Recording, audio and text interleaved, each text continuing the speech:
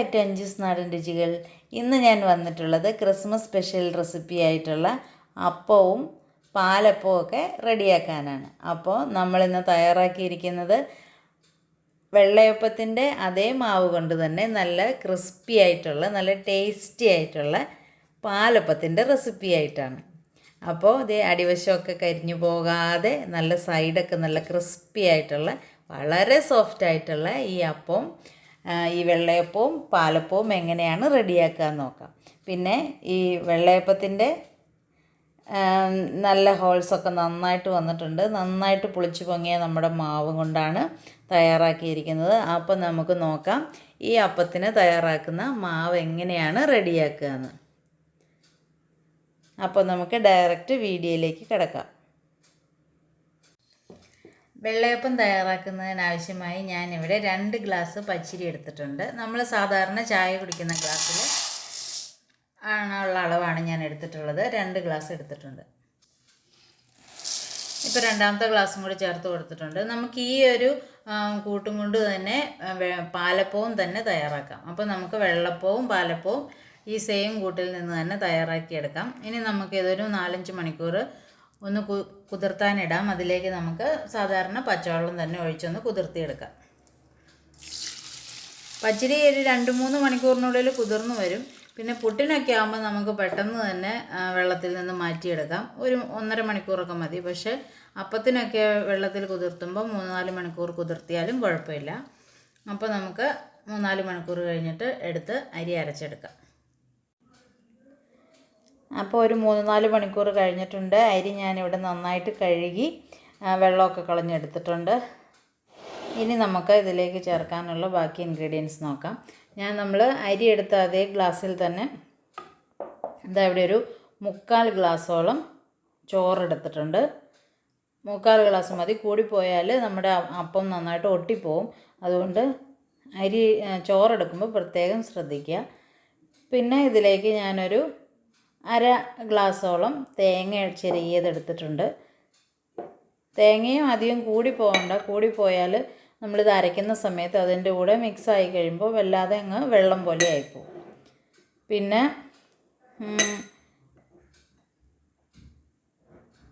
ഇതിലേക്ക് ഞാൻ ഇവിടെ 1 ടേബിൾ സ്പൂൺ പഞ്ചസാര ചേർക്കുന്നുണ്ട്. പിന്നെ 1/2 ടേബിൾ സ്പൂൺ ഇൻസ്റ്റൻറ്റ് ഈസ്റ്റ് ചേർക്കാം. മറ്റേ വലിയ ഉരുണ്ട തരത്തിലുള്ള ഈസ്റ്റ് ആണെങ്കിൽ അത് നിങ്ങളൊരു 2 ടേബിൾ സ്പൂൺ ചൂടുവെള്ളത്തിൽ ഒന്നിട്ട് വെച്ചതിന് ശേഷം കുറച്ച് പഞ്ചസാരയും കൂടി ചേർത്ത് ഒരു 4-5 മണിക്കൂർ ഒന്ന് ഫെർമെൻ്റ് ആയതിന് ശേഷം മാത്രം ഉപയോഗിക്കുക. ഇത് ഇൻസ്റ്റൻറ്റ് ഈസ്റ്റ് ആയതുകൊണ്ട് നമുക്ക് ഇതിലേക്ക് ഡയറക്റ്റ് തന്നെ ചേർക്കാം. പിന്നെ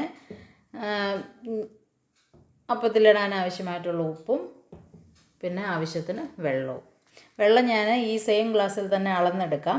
അപ്പോൾ എത്രയാണ് വെള്ളം വേണ്ടതെന്ന് ലാസ്റ്റ് പറയാം. അളന്നെടുത്ത് അരച്ചതിന് ശേഷം പറയാം.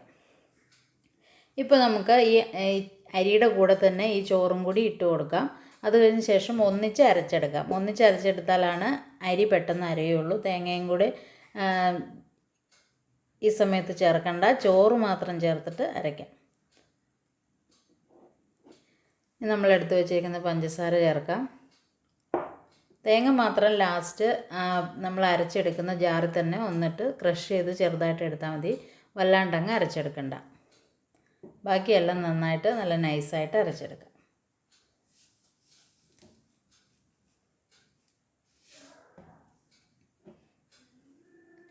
ഒരു 1/2 ടീസ്പൂൺ ഉപ്പ് കൂടി ചേർക്കാം.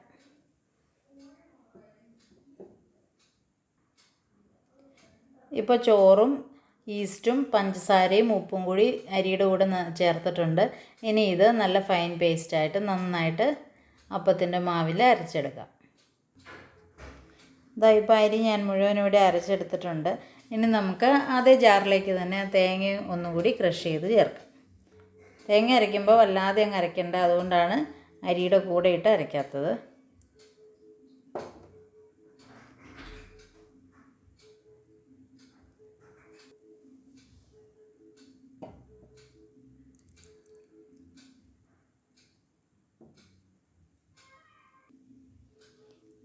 ഇപ്പോൾ തേങ്ങയും ഞാൻ ഇവിടെ അരച്ചെടുത്തിട്ടുണ്ട്. ഇത് കണ്ടില്ലേ, ചെറുതായിട്ടൊരു തരിതരിപ്പോടെയാണ് അരച്ചിട്ടുള്ളത്.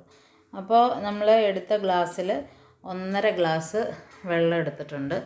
അത് ചേർത്തിട്ടാണ് നന്നായിട്ട് അത് അരച്ചിട്ടുള്ളത്.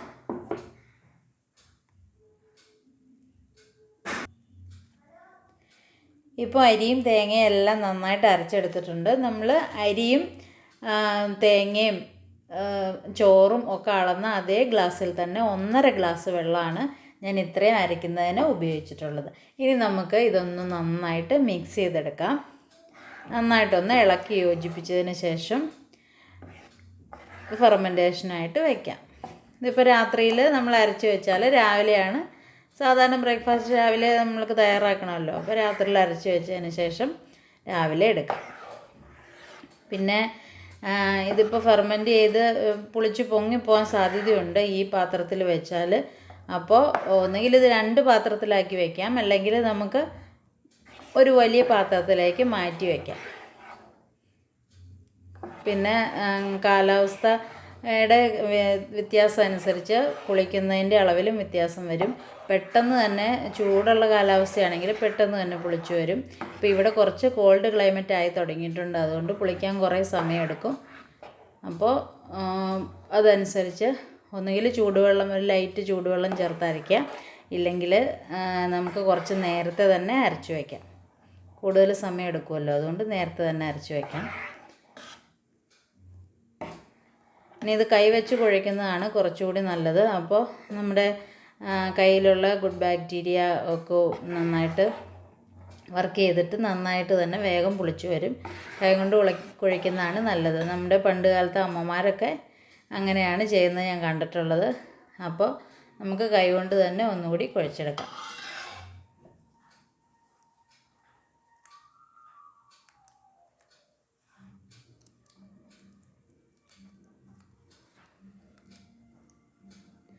എല്ലാം നന്നായിട്ട് കൈകൊണ്ട് തന്നെ ഒന്നുകൂടി കുഴച്ച് വെച്ചിട്ടുണ്ട്. ഇനി നമുക്കിതൊന്ന് മൂടി വയ്ക്കാം.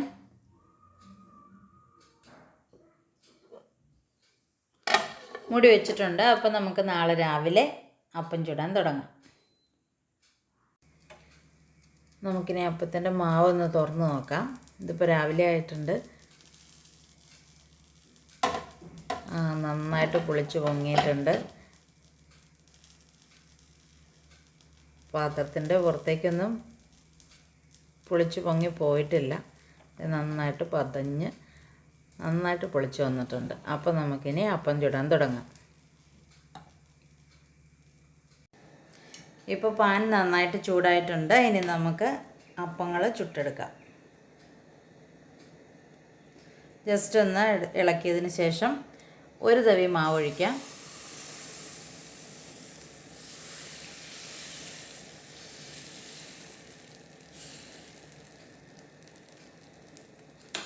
ഇനി ഇതൊന്ന് മൂടി വെച്ച് വേവിക്കാം.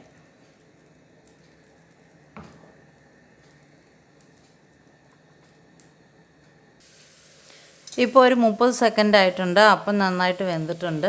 ഇനി നമുക്ക് ഇത് പാനിൽ നിന്ന് മാറ്റാം. ഇപ്പം നമ്മുടെ സൂപ്പർ ടേസ്റ്റിലുള്ള അടിപൊളി അപ്പം ഇവിടെ തയ്യാറായിട്ടുണ്ട്. പിന്നെ അപ്പം ഉണ്ടാക്കുന്ന സമയത്ത് നമ്മൾ പാൻ ആദ്യം ചൂടാക്കിയതിന് ശേഷം ഹൈ ഫ്ലെയിമിലിട്ടൊന്ന് ചൂടാക്കിയതിന് ശേഷം പിന്നെ ലോ ഫ്ലെയിമിലാക്കിയിട്ട് വേണം മാവ് ഒഴിക്കാൻ. ഇല്ലെങ്കിൽ പാനിൽ നോൺ സ്റ്റിക്ക് ആയതുകൊണ്ട് തന്നെ ഇങ്ങനെ ഒഴിക്കുമ്പോൾ തന്നെ പാനിൽ നിന്ന് വിട്ടുപോരും. നമുക്കിങ്ങനെ സ്പ്രെഡ് ചെയ്യാൻ പറ്റില്ല.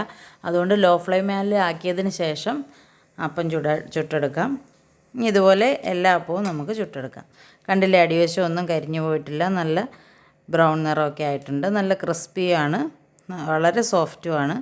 അപ്പോൾ ഇങ്ങനെയുള്ള അപ്പം എല്ലാവരും ട്രൈ ചെയ്ത് നോക്കുക. ഇനി നമുക്ക് ബാക്കി അപ്പം ഇതുപോലെ ചുട്ടെടുക്കാം.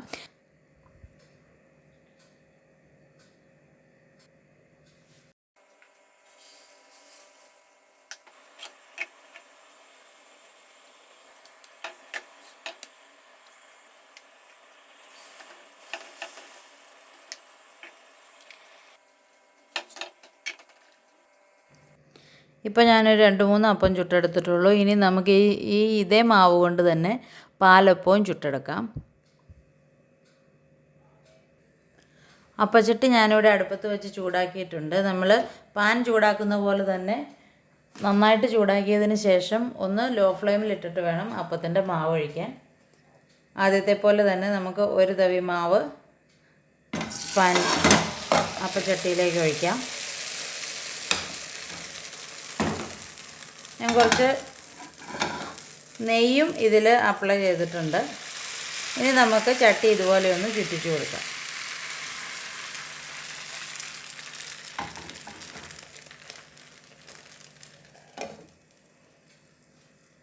ഇനി ഒന്ന് മൂടി വയ്ക്കാം. ഞാൻ പാനിൽ കുറച്ച് നെയ്യും കൂടി തേച്ചിട്ടുണ്ടായിരുന്നു. നെയ്യ് ഒഴിച്ച് പാലപ്പം കഴിക്കാനായിട്ട് എൻ്റെ മോന് ഭയങ്കര ഇഷ്ടമാണ്. അതുകൊണ്ട് ഞാൻ നെയ്യ് കൂടി ചേർത്തിട്ടുണ്ട്. നിങ്ങൾക്ക് വേണമെങ്കിൽ ചേർത്താൽ മതി, ഇല്ലെങ്കിൽ പ്ലെയിനായിട്ട് തന്നെ ചുട്ടെടുക്കാം. ഇപ്പോൾ ഒരു 10-30 സെക്കൻഡ് കഴിഞ്ഞിട്ടുണ്ട്. നമുക്ക് അപ്പത്തിൻ്റെ അടപ്പം തുറന്ന് നോക്കാം. ഇപ്പോൾ ഇതാ നന്നായിട്ട് വെന്ത് വന്നിട്ടുണ്ട്. നമുക്ക് പാലപ്പം അപ്പച്ചട്ടിയിൽ നിന്ന് മാറ്റാം. വളരെ ഈസി ആയിട്ട് തന്നെ വിട്ട് കിട്ടിയിട്ടുണ്ട്. അപ്പോൾ സൈഡൊക്കെ നല്ല ക്രിസ്പി ആയിട്ടുണ്ട്. കുറച്ച് കഴിയുമ്പോൾ ഇത് കുറച്ചുകൂടി സോഫ്റ്റ് ആവും. അപ്പോൾ നമ്മുടെ ടേസ്റ്റി പാലപ്പവും ഇവിടെ റെഡിയാണ്. നിങ്ങൾ അരയ്ക്കുന്ന സമയത്ത് കുറച്ച് തേങ്ങാപ്പാൽ കൂടി ചേർത്ത് അരയ്ക്കുകയാണെങ്കിൽ കൂടുതൽ ടേസ്റ്റ് ഉണ്ടാവും. നമ്മൾ വെള്ളം ചേർത്ത സമയത്ത് അതിന് പകരം തേങ്ങാപ്പാൽ ചേർക്കുന്നതായിരിക്കും കൂടുതൽ നല്ലത്. പിന്നെ നമ്മൾ വെള്ളയപ്പം ഉണ്ടാക്കുന്നതിന് എടുക്കുന്ന മാവിൽ കുറച്ചുകൂടി വെള്ളം ഒഴിച്ച് ലൂസാക്കുകയാണെങ്കിൽ ഇതിലും നൈസായിട്ടുള്ളത് കിട്ടും. ഇതിപ്പോൾ അത്യാവശ്യം നല്ല നൈസാണ്. ഇനി നമ്മൾ നൈസാക്കേണ്ട ആവശ്യമില്ല. അപ്പോൾ ഇതെല്ലാവരും ട്രൈ ചെയ്ത് നോക്കുക. ഈ രീതിയിൽ ഈ ക്രിസ്മസിന് ഇങ്ങനെ അപ്പം തയ്യാറാക്കുക. നമ്മൾ ഇന്നലെ ബീഫും കപ്പയുടെയും വീഡിയോ പോസ്റ്റ് ചെയ്തിരുന്നു. അതിനകത്തുണ്ടാക്കിയ ബീഫ് കൂട്ടി കഴിക്കാൻ ഈ അപ്പം വളരെ ടേസ്റ്റ് ഉണ്ടാവും. അപ്പോൾ ഇതെല്ലാവരും ട്രൈ ചെയ്ത് നോക്കുക. എൻ്റെ ചാനൽ ആദ്യമായിട്ടാണ് കാണുന്നതെങ്കിൽ നിങ്ങളൊന്ന് സബ്സ്ക്രൈബ് ചെയ്യുക, ലൈക്ക് ചെയ്യുക, ഷെയർ ചെയ്യുക, കമൻറ്റ് ചെയ്യുക. Thanks for watching. Thank you.